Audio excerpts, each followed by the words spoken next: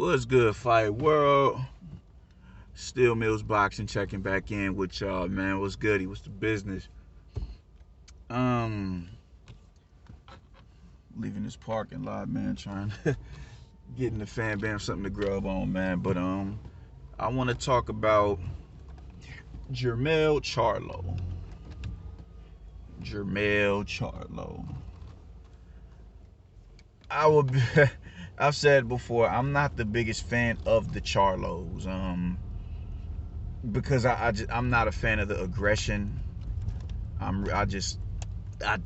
don't like the overt aggression. I've never been a fan of that shit. It always bothered me. You know what I'm saying? Now, I do think some interviewers need to be, when it's time, when you're talking about people from ESPN or people who, these pugnacists who write articles and go on national television and say a lot of the shit that they say, I think them motherfuckers need to be barked on in a certain manner that they do. But when you're talking about people on, YouTube platforms and things of that nature, I don't think it's warranted. You know what I'm saying? I think, damn, nigga, it's not that deep. Almost ding shorty. God damn, people ain't got no sense when they drive, man. But I don't think it's warranted when it's time to talk about people who are on a more grassroots level. You know what I'm saying?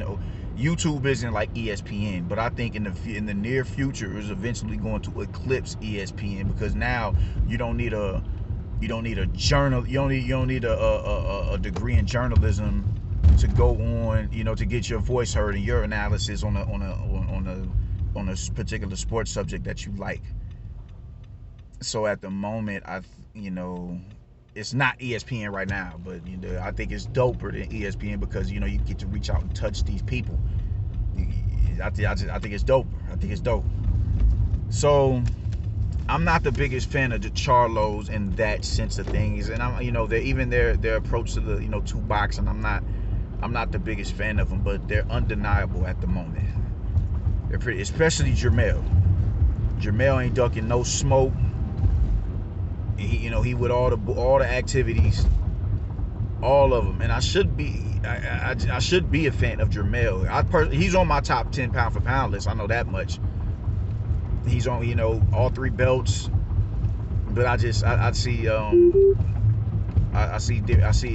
see holes in his game, man. Even in the Rosario fight, he was getting outboxed in the rounds that he wasn't scoring knockdowns in. I think for a while he goes inactive, and he allows his opponent to come there. It's not like he's breaking him down. It's more like, I know I can get this nigga the fuck up out of here. So I'll take, it's like the epitome of taking one to give one, which up until this point has bore good fruit, man. But I think, like when you look at the Tony Harrison fight, had Harrison not been, they was in the 11th round and Charlo was clearly losing that fight. But because his antics and the goofy shit he was doing, and he got late, you knew you wasn't supposed to be standing there and exchanging with Jermell Charlo. You're not a puncher like that. So for him to get lackluster like that and allow himself to get caught in an exchange, you was looking at a title defense right there on the top junior middleweight. You got lackadaisical and you got punished for it, and now dude is not gonna give you a rematch. So I think Jermell Charlo I think he solidified himself as the best 154 pound fighter. I do like a cat like Julian Williams' chances against him, but it's like, man, can your chin hold up? Can your chin hold up? Because I didn't expect Rosario to do that to him. And I think, Julian Williams is such a dope, technically sound boxer that he has what it takes to squeak that fight out. You know what I'm saying? I don't think he could stand in the pocket like he did with a Jarrett Hurd. I don't think he can do that with a Jermell Charlo. He would have to pump his jab and, work from the outside and counter from the outside to deal with a Jermell Charlo. But I feel like, despite that, I think Jermell is he's the HNIC in the division. But I just see, like, I'm like, yeah, I haven't completely given up on a fighter in that division being able to beat him, because I'm like, he's shown vulnerabilities. He's shown, like, I swear, like, I was watching the Rosario fight, and Rosario would be outboxing him. He would be outboxing him. And even when, when he moves, like his, when Jermell is moving around the ring, when he's using his lateral movement, it's not like, I don't even know how to explain it, because it's not like he's using his lateral movement and working off of the, throwing off of the movement. He's not offsetting you, you know what I'm saying, forcing you to reset whatever way whatever direction that you're going, trying to cut the ring off from him, and him capitalizing on that, on you resetting. He's not doing that. He'll get in and he'll move around the ring, and then he'll move around the ring, and then he'll get up on you again and go back to work in the clinch. It's like, so why was you even moving to begin with? I don't know, man. I think it's somebody out there who can capitalize on that, and I think a J-Rock would be able to capitalize on that, because I don't see, I don't think he's the, he's not the best outboxer. He's not the best outboxer, but I think he's the better Charlo. I most definitely do think that. I say that unapologetically. He's most definitely the best Charlo. Just go ahead, my nigga. He's most definitely the best Charlo. He has the better upper body movement of the Charlos. He has the better feet of between him and Jermell. I think he's the better Charlo. There's more dimensions in his game, but even the dimensions in his game is like, like it's not like Lara. You know what I'm saying? Now, Lara can punch on the go. Jermell doesn't punch on the go. The lateral movement, when he decides to use the lateral movement, if he was throwing off of the movement, it would be like, yo, all right, this dude is official. I mean, he's official now, but I wouldn't feel like anybody would be able to beat him if he had those little intangibles. I just think he's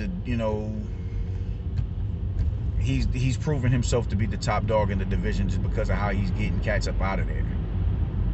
And I personally do think him and Tony Harrison should have that third fight. I do, because I was on the record of saying, yo, Charlo got robbed in that first fight with him and Harrison. I was like, yo, Charlo, that was fucked up. They need to get Charlo that, because he got robbed.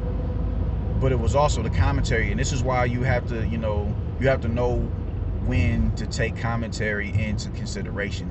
You have to know that, all right, we on a PBC broadcast, and these are clearly the cats that they're pushing, so it may be a lot bias. It's going to be a bit of bias there. And even like I said with the Spence and Sean Porter, they was inflating the fuck out of Spence's punch stats, and it's like, there's no way you could be that far up on the punch stats when you are going inactive and you're hitting below the belt.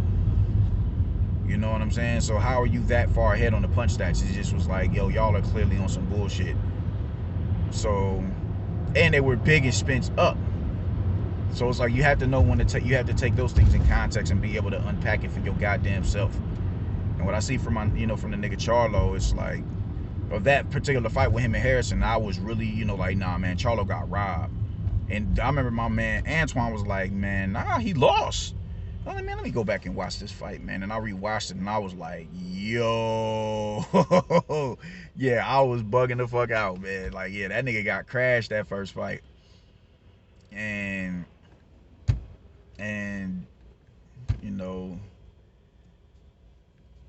I mean, I don't know, man. I was like, yo.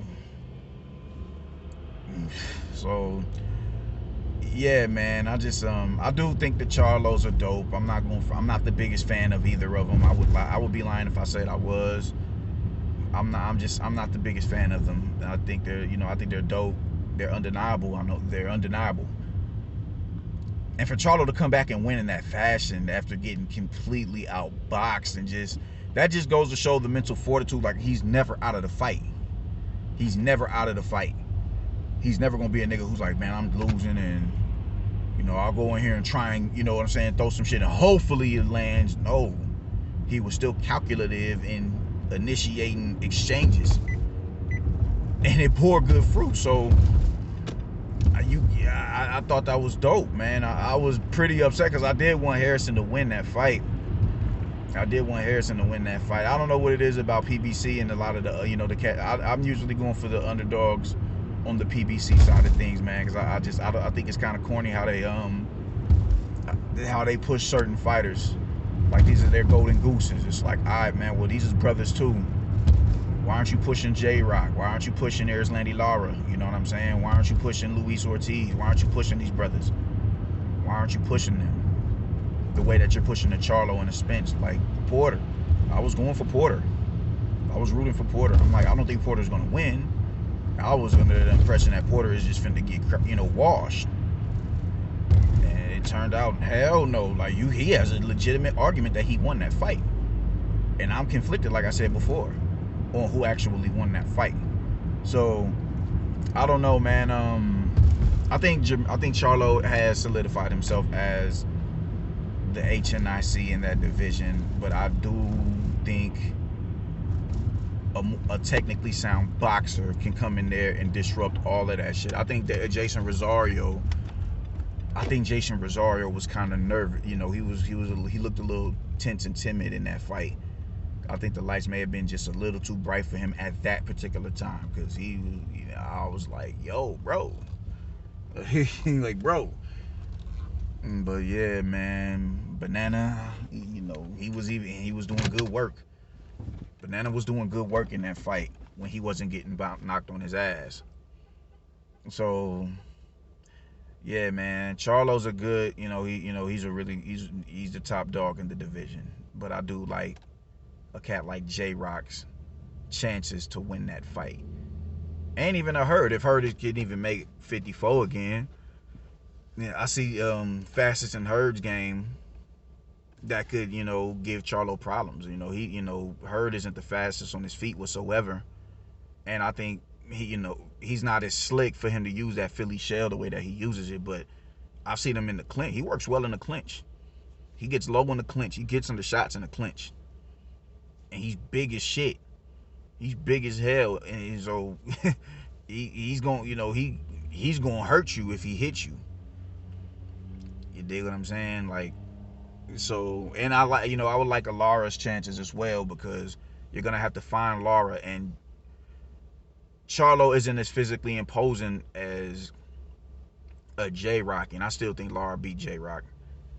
But Charlo isn't physically imposing as a J-Rock is. And